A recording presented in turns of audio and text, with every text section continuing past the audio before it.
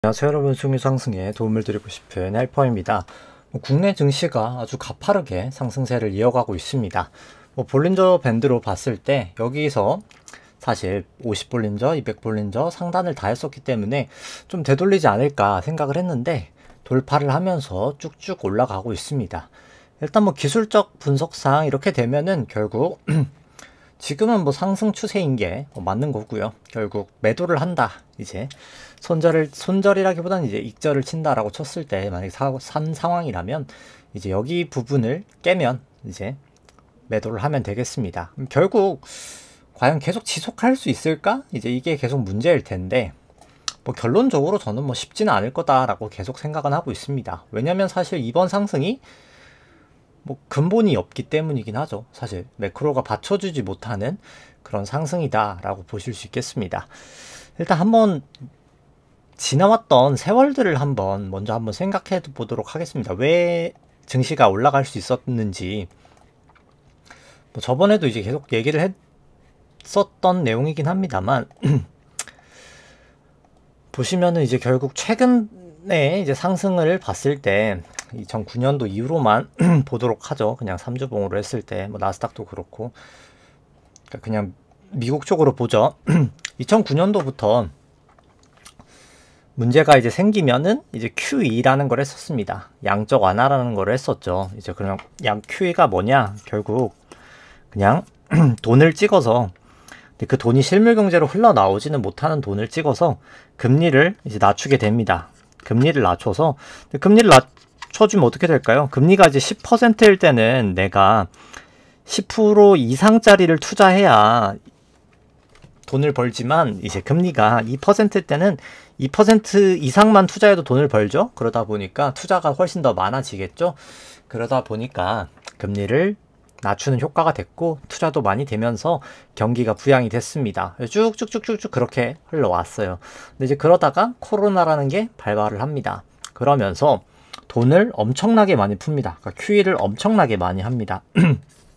그러다 보니까 QE라는 거를 못하는 그런 레벨로 왔습니다. 이게 결국 그냥 자세한 내용은 생략하고 결국 지준이라는 게 이 SLR 규제 때문에 닫혀서 못하는 상황이 됐습니다. 그래서 이제 재정정책도 그때부터 엄청나게 많이 했어요. 이제 물론 이때도 많이 하긴 했지만 이 당시에 재정정책을 이제 천문학적으로 하게 됩니다. 그래서 여기까지는 결국 QE의 시장이었다라고 보실 수 있겠고요. 여기부터 이제 재정의 시대라고 볼 수 있겠죠. 재정정책의 시대라고 볼 수 있겠습니다. 근데 그러고 나서도 제가 이제 요 부근에 결국 안 좋을 거라고 생각했는데 결국은 다시 이렇게 반등을 했단 말이죠. 이제 그에 대한 이제 이유는 재정도 사실 더 하기가 힘든 상황이 됐었는데 이 부근 정도에 이제 뭔가 하나 이제 묘수를 냅니다. 이제 미국 옐런 장관이, 재무부 장관이 이제 그게 이제 스텔스 QE라고 하는 거예요. 이제 QE는 아닌데 결국 이때 이제 RRP라는 게 그냥 여기서부터 이제 보죠. 그러니까 지금까지 그 증시를 올렸던 가장 큰 이유라고 볼 수 있는데요. 최근 들어서가 저 이슈니까 지급준비금이 다 찼었기 때문에 RRP라는 게 이 QE를 하면서 엄청나게 늘었다는 거죠. 근데 이 RRP를 다 T빌로 이제 바꾸면서 이제 국채를 T빌로 이제 그러니까 RRP 자금으로 이제 조달을 했던 겁니다. 근데 중요한 거는 이제는 그게 안 된다는 말이죠. 그래서 저는 이제 계속해서 좋진 않게 보고 있습니다. 그러니까 미국 금리가 사실 계속 빠지고 있지 못하죠. 이제 10년물 금리가 계속 고점 근처에서 사실 지금 하락을 하지 못하고 있습니다. 이게 미국 금리 추이인데요. 결국 20년 0.6% 정도 수준에서 1.7로 올라가고 3.3%까지도 가고 여기서 4%, 또 잠깐 찍었지만 또 내려왔다가 다시 올라가고 지금 계속 사상 최고치 수준에 근접해 있는 그런 상황입니다. 이제 이렇게 되는 이유가 결국 RRP가 없기 때문입니다. 근데 이제 중요한 거는 계속 제가 지속 가능성이 매우 낮게 보는 게 지금 6월 데이터까지 이제 나와 있는 상황에서 부채 한도 협상 때문에 이제 미국 국채를 추이를 보시면은 발행된 내용을 보시면은 순발행도 그렇고 누적 발행도 그렇고 이게 누적 발행인데 계속 부채가 증가되지 못하는 모습을 보실 수 있습니다. 뭐 이 이유가 뭐 다른 게 아니라 부채 한도 협상 때문에 지금 국채를 못 찍고 있습니다. 그러다 보니까 원래는 찍어야 될 양이 지금 2Q, 3Q 이렇게 1조 달러 정도가 있는데 지금 아예 못 찍고 있는 겁니다. 2Q 거의 끝나가죠. 지금 끝나가는 이 상황에서 300억 달러밖에 못 찍었습니다. 4,906, 거의 700억 달러를 찍어야 되는데, 근데 이게 3Q에 다 찍게 될 겁니다. 시장이 아마 좀 쉽지 않을 거다 계속 말씀을 드리고 싶고요. 뭐 그게 사실 일단 가장 큰 요인이고, 뭐 나머지는 조금 이따 더 한번 보도록 하겠습니다. 일단 뭐 전반적으로 일단 밸류에이션 살펴보면은 국내 증시 급등을 하면서 이제 일드갭 상당히 고평가 영역으로 진입을 했습니다. 금리도 지금 올라가는 추세고요. 페더 모델로 봐도 뭐 상당히 고평가 영역으로 돌아왔고, 기술적 분석 이제 긴 시계열로 봤을 때 이제 펀더멘탈을 봐도 이 페드 모델로 보나 뭐 일드갭으로 보나 둘 다 좀 비싼 상황이다 라고 볼 수 있겠습니다. 뭐 코스닥도 뭐 마찬가지고요. 그 다음에 이제 코스피랑 S&P 이제 같이 돼 있는 걸 살펴보면은, 그럼 뭐 오늘 사실 뭐 CPI 발표도 있죠. 이제 그 부분 좀 이따 한번 보고, 일드갭으로 보나 이제 페드 모델로 보나 뭐 두 나라 다 사실 고평가 영역에 있다 라고 보실 수 있겠습니다. 뭐 그리고 계속 말씀드리다시피 이제 S&P 뭐 트레일링 퍼도 그렇고 트레일링 PBR도 그렇고 뭐 상당히 높은 수준이기 때문에 뭐 여기서 계속 갈 수는 없는 레벨이다 라고 보실 수 있겠습니다. 뭐 미국은 지금은 뭐 사실 잘 못 가고 있기도 합니다만, 뭐 매크로적으로 봐도 이게 글로벌 GDP로 이제 S&P를 나눠 봤을 때 뭐 거의 사상 최고치 근처로 이미 와 있죠. 이제 그렇기 때문에 여기서 더 가긴 힘들다. 이제 결국 GDP랑 이 증시라는 게, 괴리라는 게 그렇게 크게 일어날 수가 없는데 지금 사상 최고치였었을 때보다도 더 높은 상황에 있는 그런 상황이다 라고 보실 수 있겠습니다. 그리고 이제 여전체 대비해서 회사채 스프레드 같은 경우에는 뭐 약간 높은 상황, 좀 결국은 벌어질 거라 보고, 이제 회사채 AA- 스프레드 같은 경우에는 최근 이제 금리가 올라가다 보니까 그걸 좀 못 따라가면서 좀 내려가는 부분이 있습니다. 뭐 ISM 제조업, 비제조업 다 조금 내려오고 있는 상황. 뭐 사실 미국 경기는 계속해서 이제는 조금 꺾여가고 있는 그런 모습이다 라고 보시면 될 것 같고요. 한국 수출액 전년 동기비도 좀 떨어지고 있는 상황이긴 합니다. 일간 수출액 대비해서 이제 시가총액으로 봤을 때도 지금 뭐 코스피는 뭐 비싸지도 않고 싸지도 않고 뭐 그런 영역입니다. 뭐 그냥 수출액으로만 봤을 때는 그런 상황이고요. 그 다음에 뭐 수급 쪽은 좀 이따 보고, 그래서 기대 인플레이션 살펴봤을 때 이제 실질금리랑 미국 쪽은 크게 변동은 없었습니다. 근데 이제 국내 쪽이 말씀드렸다시피 실질금리가 바닥을 찍고 올라오면서 금리가 올라가고 있고, 금리가 좀 조정을 보이는데 이제 실질금리가 조정을 못 보이니까 기대 인플레이션이 빠지고 있는데, 결국 뭐 넌센스긴 하죠. 이제 금리를 내리는데 기대 인플레이션이 내려갈 수는 없거든요. 그래서 기대 인플레이션 어느 정도 하단이 있고 실질금리도 하단이 있으니까 사실 금리는 이미, 국내 금리는 지금 바닥을 좀 찍었다라고 보실 수 있겠습니다. 그 다음에 이제 상대 강도 살펴보면은 결국 코스닥 계속해서 좋지 않고요. 코스피 대비해서 S&P랑 나스닥 대비해서도 국내 증시가 뭐 최근에 좀 많이 반등하면서 좀 많이 따라잡았습니다. 그러니까 결국 국내 증시가 지금 올라간 것도 뭐 미국보다 더 잘 갔다라는 느낌보다는 그냥 갭 메꾸기 정도를 지금 한 상황이다 라고 보실 수 있겠고요. 뭐 특별히 좀 좋은 섹터들이라고 하면 기계 정도, 건설, 그 다음에 이제 증권 정도 되겠습니다. 금융도 괜찮은 편이긴 하고요. 이게 결국 지주들이죠. 그래서 뭐 전반적으로 국내가 뭐 좀 많이 따라잡았다. 이제 해외가 아직까지는 더 긴 시기로는 더 좋은 건 맞긴 하고요. 추세가 좋았던 건 맞고, 국내가 최근에 이제 좀 급격하게 올라가면서 좀 따라잡았다라고 보실 수 있겠습니다. 그래서 건설하고 뭐 증권 등등이 조금 많이 올랐었다라고 보실 수 있겠고요. 그 다음에 이제 수급 쪽 살펴보면은 이제 S&P 상업용 순 포지션 보면은 올라간 거랑은 다르게 사실 롱 포지션이 크게 증가되진 못한 모습을 보실 수 있겠습니다. 나스닥 같은 경우에도 뭐 숏 추세가 특별히 달라지진 않았고요.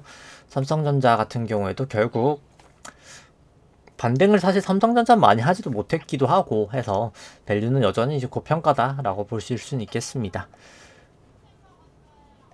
코스피 같은 경우에 뭐 많이 샀다고 하지만 사실 수급이 마이너스 10조에서 3월 선물 만기 후로부터 거의 뭐 마이너스 4조니까 뭐 그래봐야 한 6조 정도 산 거고요. 뭐 선물 같은 경우에도 마이너스 3에서 0 정도니까 합쳐서 뭐 거의 한 9조 정도 매수를 했다라고 보실 수 있겠습니다.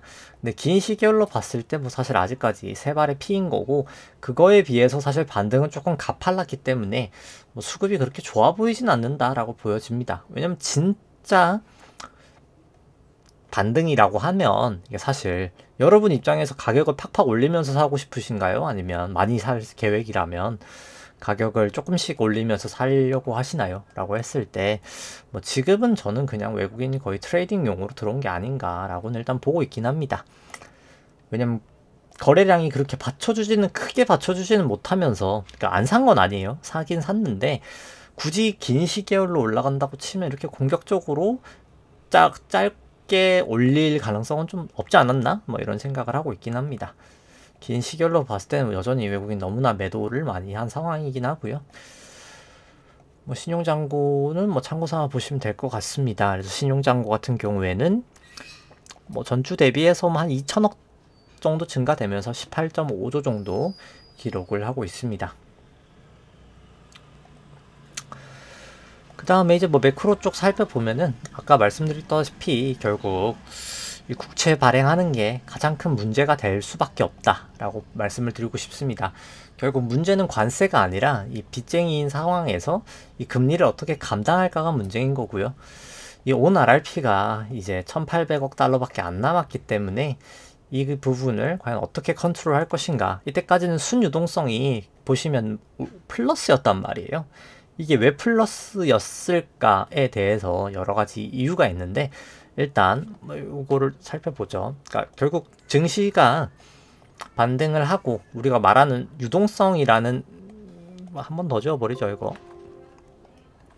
유동성이라는 걸 봤을 때 그러니까 이 순유동성이 보시면 증가를 했단 말이에요. 계속해서 여기 때는 뭐 잠깐 빠지긴 했지만 뭐 잠깐 빠졌어가지고 사실 뭐 이때가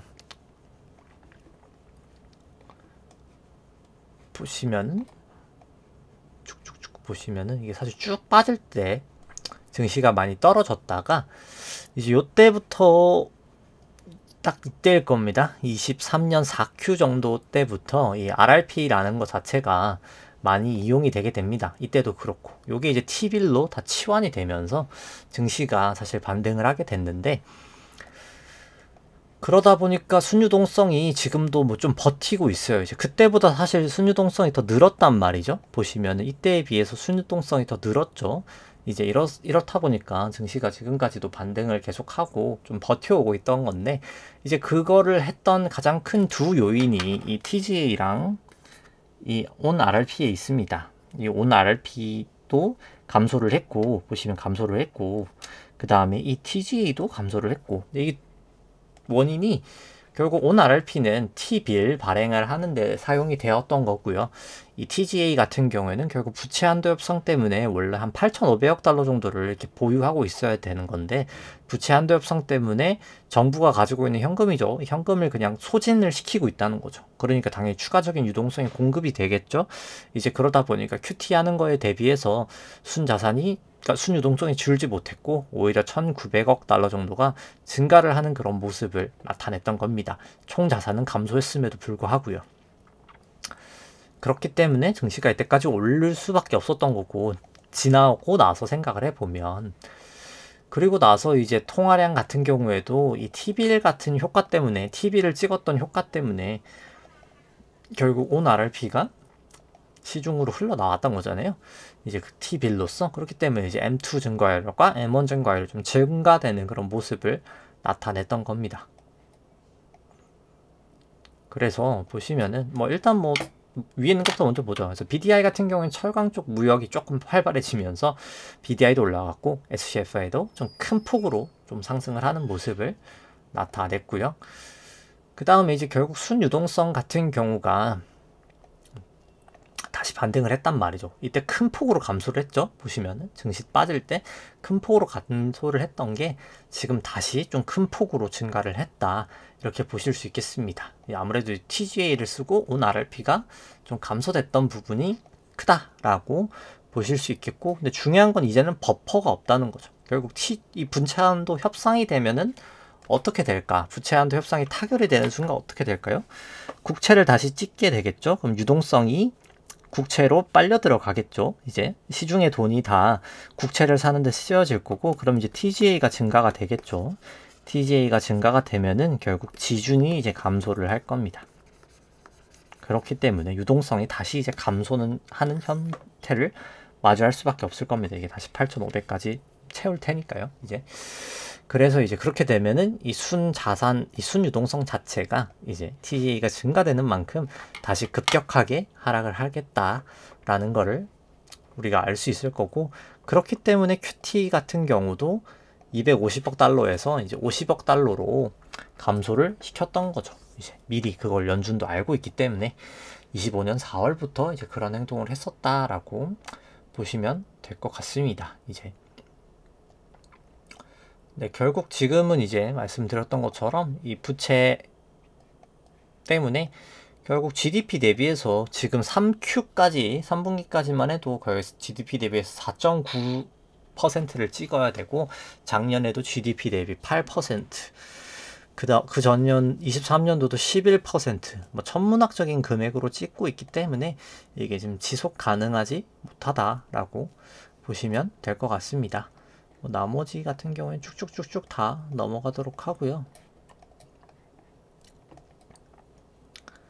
뭐 그 다음에 다 쭉쭉 넘어가고, 뭐 통화량 대비해서 M2, 나스닥 같은 경우에도 그렇고 다 고평가 영역에 들어와 있습니다. 그 다음에 이제 미국 정부 부채도 뭐 결국 아주 고평가 영역에 들어와 있고요. 너무나 이제 심각한 상황으로 와 있는 거고, 이제 SOFR에서 EFFR 뺀 것도 왔다 갔다 하면서 계속 시장이 좀 불안한 모습을 나타내고 있습니다. 그리고 결국 관세 영향도 이제 3Q에 나타나긴 할 거고요.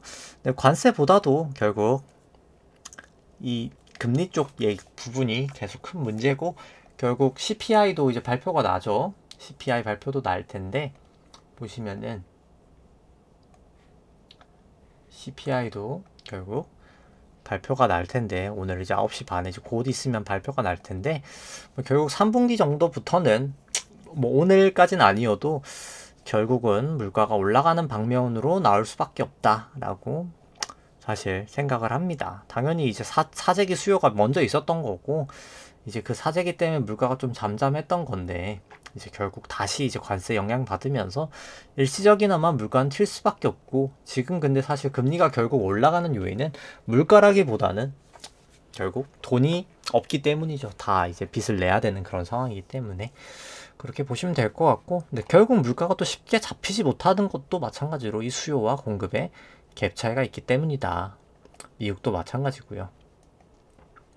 한국은 이렇게 된 거는 결국 우리나라는 수출이 대다수긴 하고, 소매 판매 같은 경우에는 부동산에 돈이 다 있기 때문에 이제 금리가 올라가면서 가처분 소득이 확 줄었기 때문에 소매가 꺾였다 라고 보실 수 있겠고, 유럽 같은 경우에는 그나마 이제 산업 생산이 좀 반등은 했는데, 이게 지속이 과연 가능할지 요건 조금 더 참고를 해야 될 것 같다라고 보실 수 있겠습니다.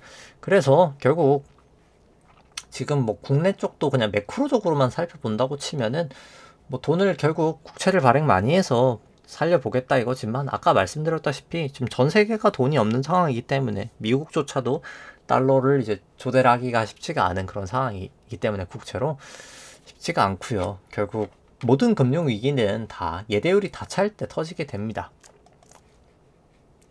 근데 이제 뭐 저번에도 뭐 항상 얘기를 드리는 거지만, 이 결국 언제냐의 문제일 뿐, 계속 위기라고 이제 얘기를 드리는 이유가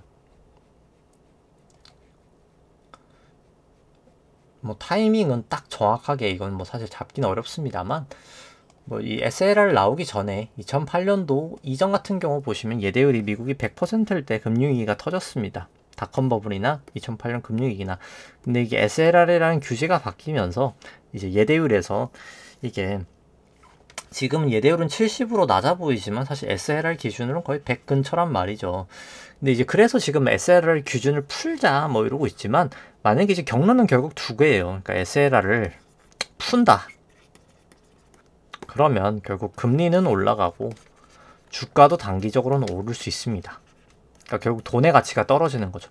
그러니까 코로나 때 우리가 겪었던 물가가 결국 SLR을 풀었기 때문입니다. 그래서 금리도 올라가고 주가도 오르고, 그래서 결국은 금리가 급등하면서, 이거는 훨씬 더 금리가 급등을 하면서 주가도 결국은 떨어질 겁니다. 근데 이게 SLR을 안 푼다면 그냥 금리는 좀 올라가겠고, 이만큼까지는 못 올라갔고, 근데 주가는 떨어지겠죠. 이제 이런 현상. 근데 이게 금리가, 이건 엄청 큰 폭이고 이건 조금이고, 이건 주가가 올라가고 이건 주가는 이렇게 떨어지고, 이런 현상이 될 텐데, 지금 시장이 기대하는 거는 이제 우리나라도 마찬가지고, 저 SLR을 풀고 우리나라도 예대율을 풀고 결국 그냥 돈 풀어서 어떻게든 해보자, 약간 이런 생각이긴 하겠지만, 아까 말씀드렸던 것처럼 결국 쉽지가 않을 겁니다. 왜냐면 이미 우리나라 같은 경우에도 예대율이 거의 한도까지 다 차 있는 상황이고요. 미국 같은 경우에도 뭐 사실 여유가 쉽지는 않아요. 이게 은행 전체 해봐야 얼마 되지가 않아요. 국고 보유량 자체가. 그래서 추가로 살 수 있는 양도 없고, 결국은 대출만 많이 나가는 약간 그런 형국이 될 겁니다. 그래서 은행 전체 국채랑 MBS 보유량 자체가 뭐 그렇게 많지가 않아요. 결국 이게 4조 정도 될 텐데, 4조 정도에서 이게 늘어나는 양 자체가 이제 그렇게 크지는 못하다는 얘기입니다. 4조 달러고요. 4조 달러 정도에서 한 0.4조, 아마 4천억 정도 아마 더 살 수 있을 텐데, 하게 됐을 때 이 양보다 결국은, 그러니까 이때 딱 물가가 올라갔을 때 이때잖아요. 이제 이때 물가가 파이어 했을 때 이제 대출이 이렇게 확 늘어나면서 물가가 올랐던 거기 때문에, 아마 또다시 그렇게 하면은 뭐 물가가 정말 조금 감당하기 힘든 정도의 물가가 아마 치솟게 될 겁니다. 터키가 좀 그런 상황인데, 이제 결국 우리나라 같은 경우에는 만약에 그렇게 되면 이제 환율 방어가 안 되겠죠. 그래서 결국 물가가 방어가 안 될 겁니다. 이제 그러니까 이건 좀 뭐 매크로적인 얘기고요. 일단 뭐 대응 같은 경우에는 기술적으로 해야 되니까, 뭐 기술적으로 살펴보면은 뭐 나머지 비트코인 뭐 점수나 한번 보시면 될 것 같고요. 뭐 전반적으로 아직까지는 리플 빼고는, 이제 XRP 빼고는 다 좀 롱 추세인 거는 맞습니다. 그래서 일봉 정도로 봤을 때 일단 비트코인은 근데 아직 뭐 긴 시계열로 봤을 땐 중립이고요. 이더리움도 중립. 그 다음 XRP 같은 경우에도 숏인데 약간 숏 정도라고 보실 수 있겠습니다. 그 다음에 이제 비트 같은 경우도 볼린저 거의 상단 다 되었으니까 좀 조심할 영역이 됐다라고 보실 수 있겠죠. 이거는 좀 조심할 영역이 됐다라고 보여주고, 이더리움 같은 경우에도 보면은 뭐 특별히 뭐 이것도 없는데, 이제 좀 이격을 회복하고 있는 그런 상황. 좀 근데 급등했던 부분을 다시 한번 좀 되돌리고 있는 그런 상황이다 라고 보실 수 있겠습니다. 뭐 차트 때 한번 보도록 하고요. 이제 리플 같은 경우에는 좀 변동성이 워낙 컸었기 때문에 뭐 볼린저로 보기엔 조금 어려운 부분이 있다 라고 볼 수 있습니다. 그 다음에 이제 지수들 살펴보면은, 이제 개별 지표들, 뭐 국채 같은 경우는 이제 조금 금리가 올라가고 있는, 이제 국채 가격으로 봤을 때 이제 숏 포지션이고요. 뭐 달러 같은 경우에도 좀 내려가고 있고, 그 다음에 이제 금 같은 경우에는 올라가고 있고, WTI 3전도 올라가고 있고, 애플 같은 경우에는 좀 내려가는 추세, 마이크로소프트, 엔비디아는 좀 올라가는 추세입니다. 그래서 그걸 이제 점수화로 긴 시계열로 좀 살펴보면, 국고 3년은 중립이고요. 이제 국고 10년물 같은 경우에도 중립이고, 미국채 10년물 같은 경우에는 여전히 아직까지는 숏 추세, 달러 같은 경우에는 중립적인 수준이죠. 그 다음에 이제 금 같은 경우에도 중립으로 돌아왔고요. 그 다음에 이제 WTI 같은 경우에도 중립으로 돌아왔고, 그 다음 삼성전자 같은 경우에는 다시 이제 롱 추세로 돌아오긴 했고요. 그 다음에 이제 애플 같은 경우도 뭐 숏 추세에서 뭐 지금 중립 정도라고 보여주고, 마이크로소프트는 롱 추세가 조금 약화됐고요. 엔비디아 같은 경우에는 중립을 나타내고 있습니다. 그래서 국고 3년물 같은 경우 여전히 올라가는 추세에 초입에 있다라고 보여주고요. 뭐 긴 시계열로 봤을 때 뭐 결국 RSI 70 정도까지 가는 모습이 그려지지 않나라고 보여집니다. 이제 9910년도 뭐 특별하게 다르지 않은 모습이다라고 보실 수 있을 것 같고요. 미국채 10년물도 뭐 특별히 다르지는 않습니다. 뭐 그래서 좀 단기 반등했던 거를 조금 되돌림하는 그 정도 영역이었다라고 보실 수 있을 것 같고요. 뭐 달러원 같은 경우에도 뭐 특별하게 다를 거는 없는 것 같고요. 그 다음에 이제 금 같은 경우 뭐 결국은 조정 쪽에 조금 더 가깝지 않나 싶습니다. 이렇게 넘어왔다가 내려간다는 것 자체가 일단 뭐 좀 조정의 가능성이 조금 더 있지 않나라고 일단 보여지기는 하고요. 뭐 RSI도 일단 밑방향이긴 합니다. 밑으로 좀 가는 방향이고, 뭐 WTI 같은 경우에는 뭐 특별하게 뭐 아직까지 추세가 확실하지는 않긴 합니다. RSI는 좀 올라가는 추세이긴 하고요. 그 다음에 이제 삼성전자 같은 경우 뭐 볼린저 50 상단까지는 왔고요. 200일은 뭐 아직까지는 뭐 그냥 중간 정도에서 머무르고 있습니다. 이격도는 조금씩은 이제 고평가 영역을 향해 가고 있는 그런 상황이다 라고 보여지고, 뭐 거래량 같은 경우는 그래도 조금 증가되는 모습을 나타냈습니다. RSI도 이제 70 근처로 와 있고요. 그 다음에 이제 애플 같은 경우에는 뭐 지지부진하죠. 지금 계속 좀 지지부진한 모습을 나타내고 있다라고 보실 수 있겠고요. 그 다음에 이제 마이크로소프트 같은 경우가 계속해서 볼린저 상단에 있습니다. 그래서 상단에서 넘어가 있고, 여기도 200도 특별히 넘어가 있어서 요건 결국은 전 조정을 보일 수밖에 없는 그냥 천정 근처에 있는 모습이 아닌가, 이격으로 봐도 그렇고요. ATR도 상당히 좀 낮아져 있는, 변동성이 좀 극히 낮아져 있는 상황이고, 거래량도 상당히 좀 낮아져 있다라고 보여집니다. RSI는 상당히 높기 때문에 이건 뭐 조정의 가능성이 상당히 높아 보인다라고 볼 수 있겠고요. 엔비디아 같은 경우에도 뭐 특별히 다르지는 않습니다. 뭐 이격도도 지금 상당히 큰 편이고요. ATR도 많이 낮아져 있고, RSI도 상당히 높아져 있기 때문에 뭐 아주 단기 반등 정도는 충분히 가능은 하겠으나, 이제 여기를 넘는 수준까지는 뭐 굳이 지금 이제 리스크 테이킹 관점에서는 뭐 들어갈 레벨은 전혀 아니다라고 보여집니다. 그 다음에 이제 뭐 지수들 살펴보면은 뭐 특이점은 이제 나스닥이랑 S&P 같은 경우에 단기 추세는 조금씩 이제 살짝 좀 과열 추세를 나타내고 있고, 변동성 지수도 아직까지는 다 주식이 이제 롱이다 나타내고 있고, 근데 국내 쪽은 너무 과열이었다 보니까 변동성은 조금 숏을 나타내고 있습니다. 단기 또 일봉도 그렇고 120은 좀 너무나 엄청나게 과열이 돼버린 게 사실이고요. 그래서 전반적으로 아직까지는 뭐 다 롱 추세인 건 맞고, 근데 다만 좀 120분봉상 매도 시그널이 사실 미국 쪽은 이제 나왔다. 코스피도 일단 50 볼린저까지는 매도 시그널이 좀 나왔다라고 볼 수 있겠습니다. 뭐 추세로 봤을 때 나스닥은 아직 중립이고요. S&P도 아직 중립. 코스피 같은 경우에는 롱 추세로 돌아왔었고요. 이때 한 5월 28일 정도부터 롱 추세로 갔었던 거고, 이제 코스닥 같은 경우에는 그냥 아직까지는 중립이다라고 볼 수 있겠습니다. 뭐 빅스 같은 경우 보시면 빅스는 뭐 특별하게 움직임은 없었습니다. 그냥 계속 좀 낮은 레벨을 유지하고 있고요.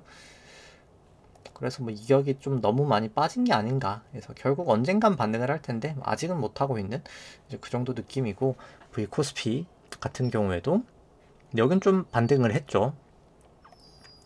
그래서 이격이 조금 올라가는데 뭐 아직 심하지는 않은 그런 상황이다 라고 보실 수 있겠습니다. 120분봉 현물 같은 경우에도 넘어가 있고, 뭐 넘어갔다가 다시 사실 내려오긴 했습니다만 좀 부담이 있는 계속 레벨인 거는 뭐 맞다라고 기술적으로 보여집니다. 사실 120분봉 선물로 봤을 때도 넘어가 있고, 여긴 또 넘어가 있고 벌어져 있고 벌어져 있기 때문에 여기도 상당히 좀 부담이 있어 보인다. 선물로도 그렇게 보여집니다. 뭐 120분봉 S&P도 뭐 마찬가지고요. 일봉 나스닥 같은 경우에도 보시면은 200을 다이진 않았는데 50은 사실 다였었고요. 이격도도 뭐 상당히 높은 레벨이고, 그 다음에 이제 빅스도 낮아져 있고, 그 다음에 이제 ATR도 많이 낮아져 있고 해서 좀 조심할 레벨이 왔다라고 보여주고요. ATR이 아니라 이제 거래량 같은 경우에는 여전히 좀 약간 약한 편이긴 합니다. 1미치긴 하죠. 1미치여서 거래량은 좀 약한 레벨이고 RSI는 여전히 조금 과열이 되어 있다라고 보실 수 있겠고요. 그 다음 S&P 같은 경우에도 뭐 나스닥 모습은 뭐 거의 똑같은 상황이다라고 보실 수 있겠습니다. 여기도 뭐 거래량이 전보다는 올라왔지만 확실히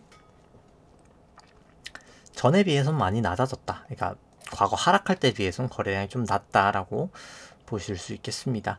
그 다음에 이제 120분봉 코스피 같은 경우 보시면 조금 명확하긴 합니다. 벌어질 만큼 벌어졌습니다. 이게 모일 만큼 모였고요. 그래서 이거는 이제 사실 조정을 보일 때가 됐다. 이제는 뭐 주 추세가 결국엔 올라가든 내려가든 어찌 됐던 간에 일단 단기 조정은 보이고 다시 올라가든 다시 내려가든 이제 좀 방향을 찾지 않을까 싶습니다. 결국 RSI도 그렇고 이제 올 때까지는 왔다라고 보여주고요. 이제 코스닥 같은 경우에도 모이고 벌어지고 벌어졌기 때문에 일단 단기적으로의 엄청난 과열은 뭐 너무나 명확한 사실입니다. 뭐 더 올라간다고 치더라도 사실 조정을 보이고 가야 되는 그런 레벨로 진입을 했다라고 보실 수 있겠고요. 코스피 200 같은 경우에도 뭐 결국 일봉상으로도 모이고 벌어지고가 극단적인 수준까지 와 있기 때문에 이건 뭐 결국 다시 이격도 그렇고 조정을 보이고 가든 쭉쭉 빠지든 결국은 조정은 일단 피할 수 없는 레벨까지 와 있다. 근데 코스피 같은 경우는 거래량은 또 증가가 되긴 했습니다. 사실 선물 쪽이죠. 선물 쪽은 아무래도 외국인이 좀 많이 사면서 선물 거래량은 좀 증가된 부분이 있고요. 근데 현물 같은 경우에는 사실 많이 증가되진 못했습니다. 그래서 코스닥도 이격도 상당히 심각하고 해서 이제 결국 거의 끝에 끝까지 와 있는 게 아닌가. RSI를 봐도 그렇고 거의 상당 근처에 지금 와 있다라고 보여집니다. 그래서 차트로 한번 보면은 결국 뭐 극단적으로 와 있습니다. 이 기준선과의 괴리도 뭐 극단적인 수준이고요. RSI를 뭐 주봉으로 보나 일봉으로 보나 뭐 주봉으로 보나 뭐 거의 70 근처 주봉으로도 와 있기 때문에 뭐 아주 크게 지금 좀 과열의 영역에 와 있다라고 보여집니다. 이제 구주봉상은 뭐 아직까지 프랭스팬 역전이긴 하고요. 뭐 3주봉으로 봤을 때도 여기 이제 호전이 됐고 구름대도 다시 돌파했고 근데 이제 그렇기는 한데 이제 결국은 한 번은 근데 설사 다시 반등한다 해도 빼야 되기 때문에 지금은 이제 조금 보유의 실익이 크지는 않은 상황이다 라고 볼 수 있겠습니다. 근데 이제 모양 자체가 코스피 200은 여기를 돌파가 되진 못했는데 이제 코스피 같은 경우에는 여기 돌파가 됐단 말이죠. 그래서 이 모습 자체를 어떻게 봐야 될지는 한번 이거 좀 고민을 해봐야 되는 그런 모습이긴 합니다. 요 부분이 요 하락에 대한 지금 조정이 아닌지 이제 아니면 요 조정에 대해서 끝이 나고 다시 이제 새로운 상승인지에 대해서는 한번 이건 좀 검토를 해봐야 되지 않을까. 조금 시간이 필요하지 않나라고 생각을 하고요. S&P 같은 경우에도 결국 여기를 다시 넘냐 마냐가 상당히 중요할 것 같은데 지금 볼린저도 모여 있기도 하고 해서 뭐 곧 결판이 날 것 같습니다. 뭐 오늘 CPI 나오면 아마 좀 방향성이 좀 나오지 않을까 싶고요. 뭐 결국 미국 같은 경우에도 많이 가봐야 여기 볼린저 상단 정도이지 않을까. 많이 가봐야 이제 그렇게 보여집니다. 많이 올라가도 볼린저 상단이고 MACD나 뭐 RSI로 봤을 때는 뭐 슬슬 조금 조심할 레벨이 온 게 아닌가 이제 그렇게 보고 있긴 합니다. 뭐 다우도 마찬가지긴 하고요. 그래서 이제 코인 같은 경우에는 이제 과연 여기를 이제 다시 이제 재돌파하냐 마냐가 좀 중요할 것 같고요. V 코스피 좀 올라갔다가 뭐 조금 오늘은 하락을 하는 모습을 보였습니다. 이제 빅스 같은 경우에는 계속 조금 밑에서 놀고 있긴 하고요. 필라델피아가 좀 많이 반등을 했고 결국 이제 여기가 또 여기도 돌파가 되는지 마는지가 중요한데 일단 뭐 아직까지는 저는 그냥 A, B, C일 확률이 더 높지 않나 이제 RSI를 봐도 그렇고 뭐 일단 아직은 그렇게 보고 있긴 합니다. 그 다음에 이제 니케이도 뭐 마찬가지로 일단 여기서 여기를 돌파하냐 마냐가 좀 중요할 것 같고요. 유로스톡스 같은 경우 여기를 돌파하냐 마냐이겠죠. 결국 볼린저가 모여 있어서 여기도 곧 결판이 날이다 보여주고 이 12도 이제 금리가 거의 바닥 근처에 왔죠. 이제 2%까지 내리면서 그래서 뭐 추가 인하는 좀 쉽지 않은 레벨에 왔고 그 다음에 항생 같은 경우에도 과연 여기를 이제 돌파하냐 마냐가 좀 중요할 것 같습니다. 뭐 상해 종합도 마찬가지죠. 그 다음 달러 인덱스 같은 경우에는 뭐 좀 개인적으로 저는 이제 반등하는 영역이 되지 않을까, 금리도 올라가면서 이제 좀 보고 있고요. 뭐 달러 원 같은 경우에도 결국 다시 좀 올라가는 추세로 나타나지 않을까 싶습니다. 뭐 위안 같은 경우에도 그렇고, WTI 같은 경우는 결국 구름대는 좀 돌파하는 모습, 남은 건 이제 130일 기준선과 200일 이평을 좀 돌파를 하면 될 것 같고요. 금선물 같은 경우에는 결국 기준선 깨지면 좀 조심을 하셔야 된다라고 보시면 될 것 같습니다. 국고 10년물 같은 경우에는 결국 200에서 막히긴 했지만 일단 구름대까지 돌파했기 때문에 결국 조정을 보이고 다시 이제 좀 출발을 하지 않을까 싶고요. 미국채 같은 경우에도 조정을 좀 보일 수는 있겠으나 결국은 다시 돌파하는 모습을 보이지 않을까 이제 생각을 합니다. 이제 국고 3년물은 여기 구름대를 일단 좀 돌파를 해야 될 것 같고요. 삼성전자는 뭐 좀 지지부진하고, 마이크로소프트가 사실 여기가 이제 하회하면 좀 조심해야 되는 그런 레벨로 와 있다라고 보여집니다. 그 다음에 이제 이더리움 같은 경우에도 결국 요 하락분에 대한 되돌림 정도가 지금 거의 끝나가는 게 아닌가 라고 생각을 하고요. 삼성전자 같은 경우에도 일단 여기를 넘냐 마냐인데 그냥 요 하락분에 대한 그냥 되돌림 파동 정도가 지금 계속 진행되는 게 아닌가 라고 보고 있습니다. 그래서 뭐 전반적으로 뭐 사실 지금 열심히 올라가고 있는 건 사실입니다. 이게 잘 올라가고, 근데 이제 매크로로 봤을 때 뭐 사실 그렇게 올라가야 될 이유가 뭐 사실 거의 없어 보이는 것도 사실이긴 합니다. 그러니까 과거에 의해서 이제 T빌, RRP가 T빌로 넘어왔던 그 부분 때문에 제일 크고, 근데 이제 국내 쪽 요인 같은 경우에는 뭐 결국 뭐 상법 개정되고 하면서 뭐 ROE도 올라가고 뭐 배당도 늘고 해서 ROE가 제고가 돼야 되긴 하겠지만 뭐 지켜봐야 되겠죠, 사실 그 부분은. 일단 그래서 뭐 보유한 상황과 보유하지 않은 상황에 대해서 한번 생각을 해본다 치면은, 보유를 이미 하고 계셨다라고 하면은 뭐 당연히 잘 드셨겠죠. 근데 매도를 해야 될 텐데, 뭐 저라면 요 200일 볼린저죠. 200일 볼린저를 하회하는 그 레벨에서 일단 전량 정리를 할 것 같습니다. 아직 뭐 타고 가고 있으니까 정리할 필요는 없었겠죠, 이제.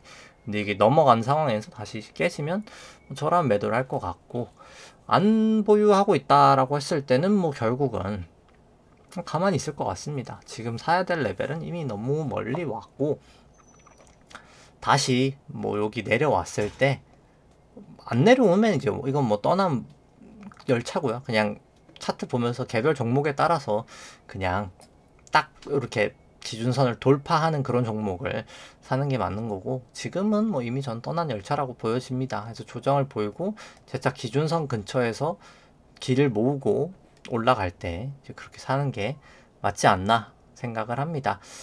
그래서 뭐 리스크 관점에서 뭐 지금은 사실 보유하고 있는 실이 그렇게 크지는 않지 않나 라고 생각을 하고요. 그래서 좀 뭐 아직 부채 한도 협상이 된 건 아니어서 뭐 바로 당장 이제 하락으로 진행할지는 모르겠습니다만, 뭐 계속해서 저는 조금 약간 불안한 요소들이 지금 많다, 일단 그렇게 보고 있습니다. 오늘 방송 여기까지 하도록 하고요. 네, 좋아요와 구독을 주시면 감사하겠습니다. 이상입니다.